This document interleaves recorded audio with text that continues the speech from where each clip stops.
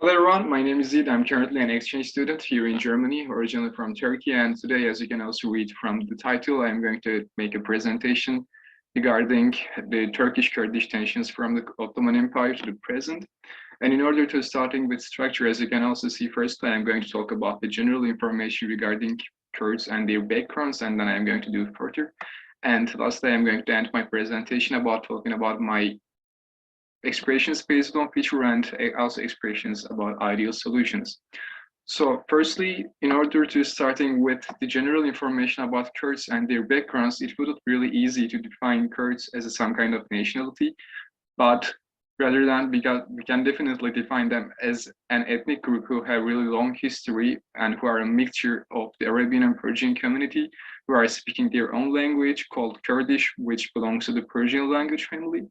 And as we want to move on with their political aspects during Ottoman Empire, since that they have really struggled because of the actual Iranian government at period of time, they wanted to become an Ottoman citizen and they got into the Ottoman Empire in order to establishing a better life atmosphere for them.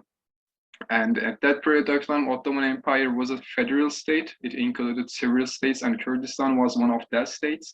But Ottoman Empire was pretty busy with dealing with the Western European and Southeastern European countries at that period of time. So therefore, the Kurdistan state was not really developed both in terms of economics and social life aspects. And since they had a different ethnic group, obviously they have organized and maintained both in small and big scales revolution attempts, but since the Ottoman Empire was one of the most powerful imperities at time period of in the world, that kind of revolution attempts sustainably suppressed, and we didn't see any kind of noticeable amount of and noticeable kind of revolution attempts during the Ottoman Empire period. But after that, we have faced with the collapsing of the Ottoman Empire period, which we saw during the World War I, and in that period of time, so many Western states, mostly Russia, supported Kurds in order to making them able to organize strikes and revolutions, because that kind of Western states, mostly Russia, as I said before, wanted to let Ottoman Empire struggle both outside of the country and inside of the country, and in order to taking benefits of their own interests, they used Kurds to making strikes and attempting to do revolution, because they thought that that would be establishing a really huge struggling atmosphere to the Ottoman Empire. And because of that vaguely supported revolution attempts, in that period of time, we saw so many noticeable revolution attempts who all struggled to both last government of the Ottoman Empire and the first government of the Republic of Turkey.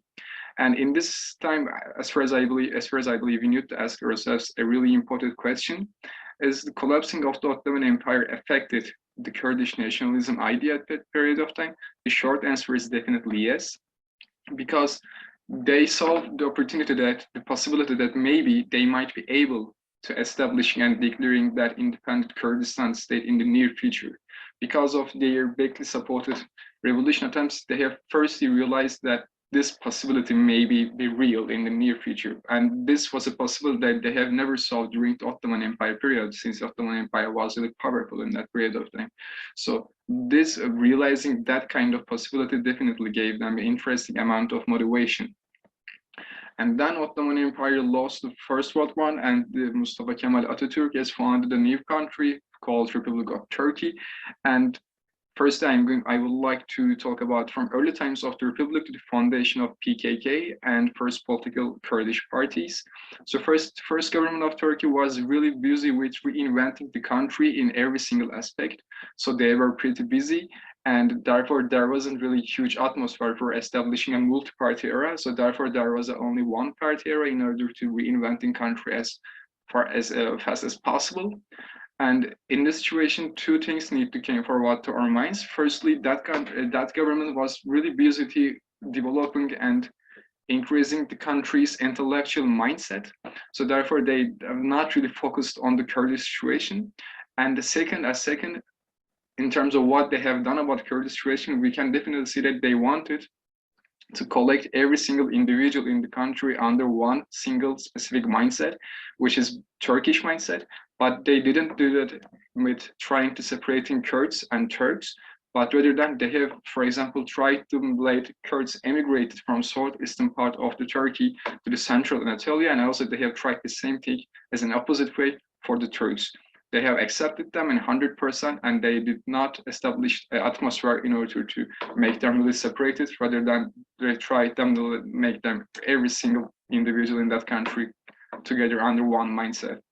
And definitely, as we can obviously see, this one party era convert itself to a multi-party era, and from that on every single party followed their own politics in terms of their own ideology. Some parties did not do something in particular way, some parties followed really nationalistic views, and some parties gave them really huge opportunities both in terms of economics and social life. For example, Mandela's government, which was a really liberal government, gave that region of the country really huge economical opportunities, since they wanted to increase the level of economy of the country in every single corner. And this situation definitely affected also the social life rights of the Kurds. And at that time, our army or military was really nationalistic, and they were not really happy from this situation. They thought that they're actually expanding, they're actually passing their boundaries and their limits. So they have organized, maintained, and successfully ended a coup called 1960 coup. And after that coup, our government only included army, and then this army-based government converted itself immediately and democracy-based elected government. And both this first government after army coup and this army government had not really good positive views regarding Kurds, and this situation affected Kurds in a bad way in that period of situation, I will say. And this situation also gave them an interesting amount of motivation in order to take an action for Kurds, as we can also count it as a second motivation resource. And from that on, approximately 40 or 50 years ago, PKK has founded, since they took their motivation from the history and also what they have experienced and lived during 1960 coup, etc. And PKK is basically a terrorist organization still existing in today's world. The first government that saw the establishment of PKK basically ignored them, since their scale was pretty small, but they got bigger by bigger in every single day. And the next government, who realized that they're actually getting bigger every single day, tried to take actions and fix that problem with using guns in a physical way in a war, but they definitely functioned. And I would like to also say that the founder of PKK, who is Abdullah Öcalan, captured and caught in Africa after a couple of years of the establishment, and he's still in prison in today's world. And PKK in today's world, I wouldn't describe it as one of the most biggest terrorist organizations in the world, but I wouldn't also describe it as something really small, since it is considering also as a terrorist organization by European Union and United States of America. And also, since the beginning of the 1990s, we have started to seeing a Kurdish official political parties who are supporting the Kurdish ideas in Turkish parliament, and also with their member of parliaments. But a party opened and closed simultaneously, and this situation followed itself. Then A party opened and closed, and another B party opened and closed, since every single government of the Republic of Turkey thought that they're expecting that what they are able to do regarding our constitution. Every single government thought the same thing. They have so really provable, obvious proofs that they have done collaborations with PKK or other terrorist organizations who are supporting the Kurdish idea. So this, a new party opening and closing situation followed itself for a couple of years. And then I just wanted to write 2012 as something particular, but since in 2012 something particular happened, and HDP has been established. HDP is also a Kurdish party who are supporting the Kurdish idea, but I wrote it in a particular way because its overall effect was something really different when I compare it with other and previous Kurdish parties, since their existing is pretty long when I compare it with the previous ones, and its also overall effect is pretty noticeable, I will say. But as far as I believe, we are going to see the same situation also with the HDP, since there are also really obvious and provable proofs and provable situations that they are doing collaborations, and also as an extra, the collaborations basically they are supporting the PKK in most fundamental way, and a closure case is already opened. And as far as I believe, in the near future, we are going to see also the same situation for the HDP. And I also would like to talk about our current government and what they think about this current situation. And I would like to analyze this, examine this situation under two different aspects. Firstly, in terms of PKK, I wouldn't say that our current government, which is AKP since 2002, did something in a really particular way in order to fighting against PKK. They have also tried to fix that situation in a physical way with using arms and using guns. And also it didn't function. They weren't really very far away from establishing a good atmosphere for doing diplomacy with talking. And in terms of HDP, as you can also understand, they are not really friends of them. AKP is the party that opened that kind of closed case against HDP. So, as I summarize this situation from Ottoman Empire to the present, right now I would like to talk about what we need to expect from the near future. First, in terms of PKK, if our government or way of thinking of our government wouldn't be changed, I personally do not see any kind of huge difference in the near future, since, as I said before, every single party in our country follows the same way, which is trying to fix this problem in a physical way. But basically, even though they are not one of the biggest terrorist organizations in the world, basically they are a terrorist organization who are maintaining their operations in a personal way and who are living in mountains and caves. And it doesn't matter whether you put 1 million troops to that area, basically they are physically functioning, physically maintaining a terrorist organization. And as far as I believe, it's really hard, nearly impossible to end a terrorist organization with only guns, as we can also experience from Afghanistan, the connection between Afghanistan and the United States. And I personally do not see any kind of approach that maybe shows us that they can weave this path and follow this path in the near future from our current government. And also in terms of HDP, as we can also experience it from the previous parties, there are also being really obvious, really touchable proofs that they are supporting and collaborating, doing collaborations and doing coordinated together businesses with PKK, and therefore, in 2016, a closed case is already opened. And as far as I believe, we are also going to experience the same thing with HDP, which is unclosement, and definitely we can also expect a new party opening. And right now, lastly, I would like to talk about my personal aspirations about ideal solutions. First, I would like to say that Kurds are not minority in Turkey. They have a 15 million population, and we definitely need to accept them as a part of our society, part of our community, part of our nation. Therefore, in order to establishing a good life atmosphere with both sides, firstly, both sides, both the Turkish government side and the Kurdish nationalistic sides, need to rethink and reconsider their actions. Firstly, Turkish government needs to be much more diplomatic in order to make them able to speak with the PKK, in order to learn them what they want and trying to find a common solution. They need to be much more diplomatic. And those Kurdish parties, Kurdish official parties that have recently said before, definitely they also need to rethink their actions. And they also definitely need to follow what our constitution says. They definitely must see what our boundaries are, what I mean is our constitution. They definitely make them really able in terms of limits what our constitution offers. So when both sides, both those Kurdish parties rethink their actions, and when our government became much more diplomatic, I definitely see a good life atmosphere for both Turks and Kurds in that period and in that time. Yeah, that was my presentation about Turkish-Kurdish tensions from the collapsing of the Ottoman Empire and to the present with solution-based investigates and publishments. I hope you also find that interesting. If there is any questions, I can definitely welcome them. Thank you so much, Yiğit. And now we'll once more open the floor for any questions that you guys might have.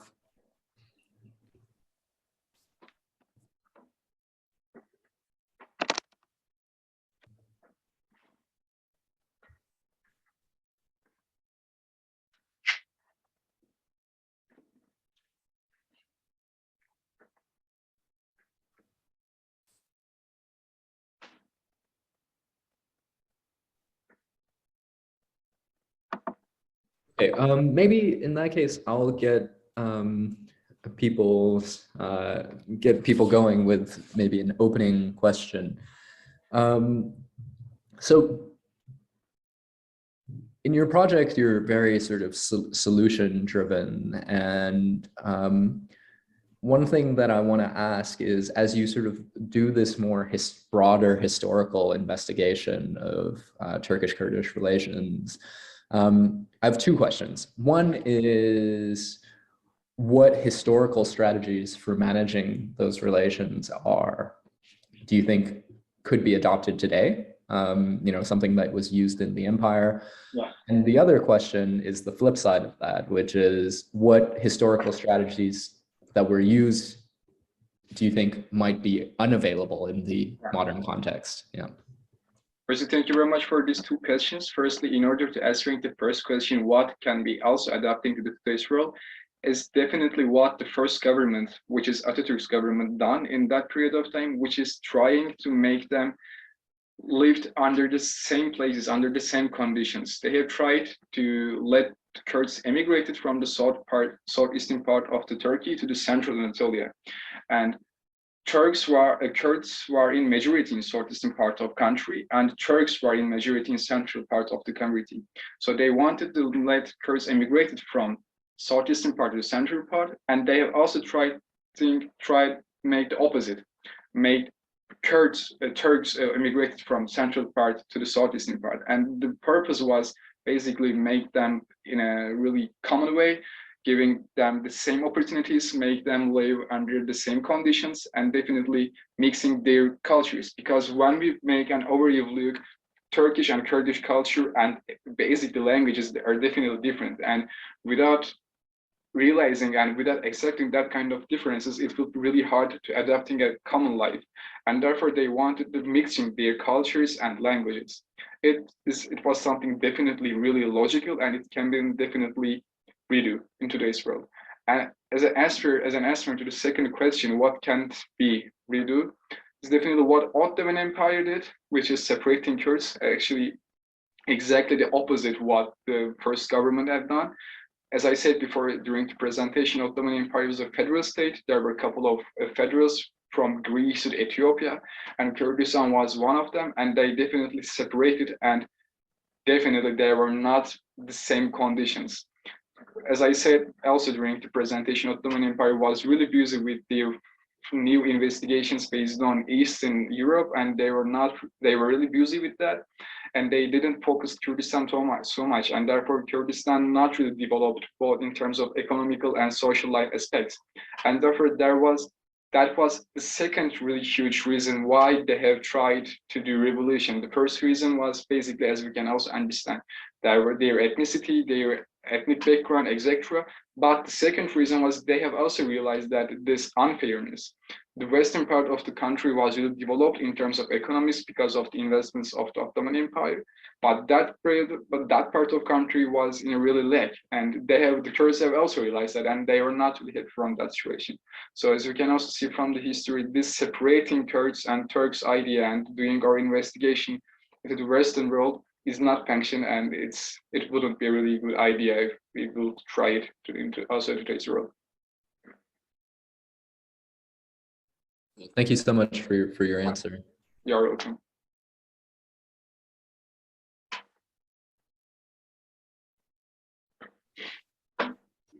Hi, I had a question about how the lessons learned or the situation in Turkey, how that might be generalized to other regional conflicts, for example, maybe in Iraq. Because of the technical difficulties, I couldn't hear the question really well, actually. Sure. Yeah, no, I was just wondering how the lessons learned from this situation in Turkey could be generalized to other regional ethnic conflicts, for example, in Iraq. Mm-hmm. Yeah, is there anything that we can take from this situation and apply in a broader context? Yeah, are you asking, is there anything that we can take as a lesson from this Kurdish situation in order to else adapting to the other situations? Yeah, is that your question? Yeah, exactly. Yeah, definitely, which is trying to do diplomacy. I mean, as I said, all of our Turkish governments tried to fix this PKK situation with using basic guns and with army. And actually, the actual explanation of the PKK is only 4,000 militants in Turkey's boundaries and 1,000 in northern Iraq. So that means that they have actually only 5,000 militants. And even though they have only 5,000 militants and Turkish army have 1,700,000 soldiers, it doesn't matter. It's really hard to ending a terrorist organization with guns, as we can also experience from the Afghanistan situation and its collaboration with and its relationship with the USA. What they have done is trying to fix that situation with guns, basically with the faction. But what this needs to be, first, we need to learn what they actually want, and if there is any suitable solution atmospheres to giving both sides a good solution. I mean, if there is any opportunity-based atmosphere that maybe we can find a common solution. And in order to do that, first we need to learn what they are wanting, and then we, as a Turkish government, I mean, is what this Turkish government is what I mean as we, and then we must definitely talk and trying to solve situation in common circumstances. In order to do that, we first need to learn how to do diplomacy between. I mean, as far as I believe, diplomacy can exist between the two governments, and also it can exist between a government and a terrorist organization. We can also count it as some kind of diplomacy. And in terms of doing that, firstly, we need to learn how to do diplomacy, and then we need to make ourselves really able to doing that kind of diplomacy with PKK. But we were not really successful with this situation, and it's also can be a lesson that what we need to do also with the northern Iraq situation. I mean, Turkey and its current neighbor countries, which is Syria. I mean, also we can take Syria as an example, as far as I believe. In Syria, we are not only fighting with a terrorist organization, but we are also fighting not with a government, but we are fighting with a fight. Basically, we are fighting with a battle which consisting a couple of countries, also Russia, United States, and Assad government or something like that. And in that, for maybe we can take a lesson that we are not really good with doing diplomacy with terrorist organizations and with battles, as also a lesson for that situation. Maybe we can realize that we need to improve ourselves in order to doing diplomacy with Assad government in Syria, for example, which we can realize and understand from that PKK situation.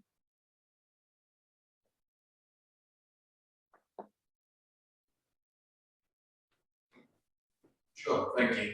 Yeah, you're welcome.